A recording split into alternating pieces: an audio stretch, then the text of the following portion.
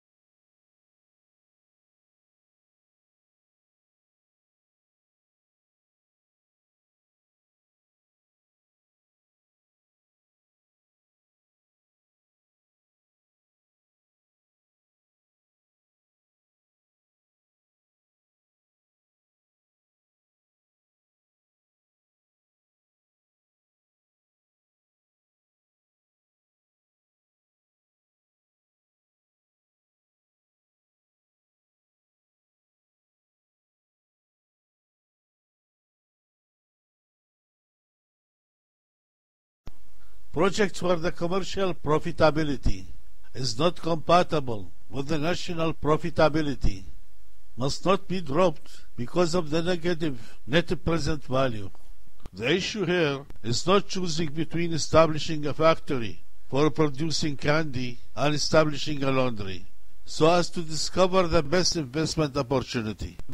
The key issue at stake here is the establishment of development projects which are linked to the national resources, or projects capable of increasing the whole efficiency of the national economy, so as to enable restructuring the backward economy, producing additional income, and creating mass employment opportunities.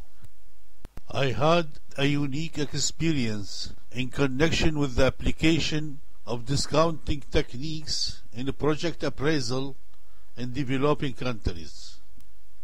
Research officers at the relevant planning and industrial ministries had been trained by the World Bank, UNIDO, and other international organizations on the use of these methods, but faced a serious dilemma when they applied these methods to selected strategic projects, since they often proved to be commercially unprofitable.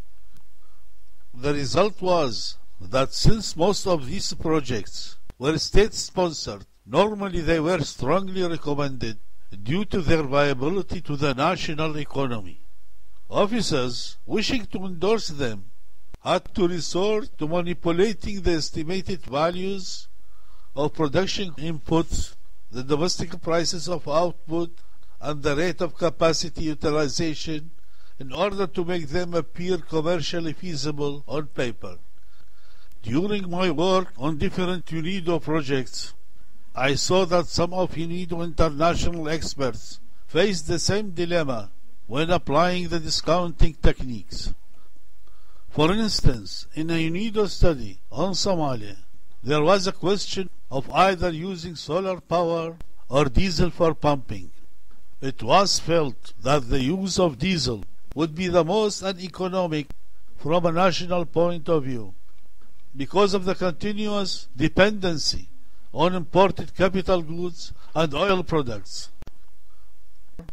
Solar power, a natural and renewable source, seems to be preferable, and the equipment required for its use do not wear out as quickly as that required for diesel power. The UNIDO expert hoped by applying the discounting technique which UNIDO had recommended, he would be able to prove the advantage of the solar solution. However, to his surprise, despite the use of free and renewable sources, and the fact that operating costs would be lower, he found that solar pumping would be disadvantageous. We see that despite the success in creating an atmosphere of prejudice against protection, decision makers in developing countries instinctively realize the imperative of protection. The problem is that these decision makers are absolutely ignorant about how much and what kind of protection should be offered to a given activity so as to enable its establishment and development. The same applies to the choice of production factors or the choice of technology. The absence of a method for determining the need for intervention leaves no other choice to policy-making authorities in developing countries but to resort to the trial and error technique, which usually results in huge economic losses.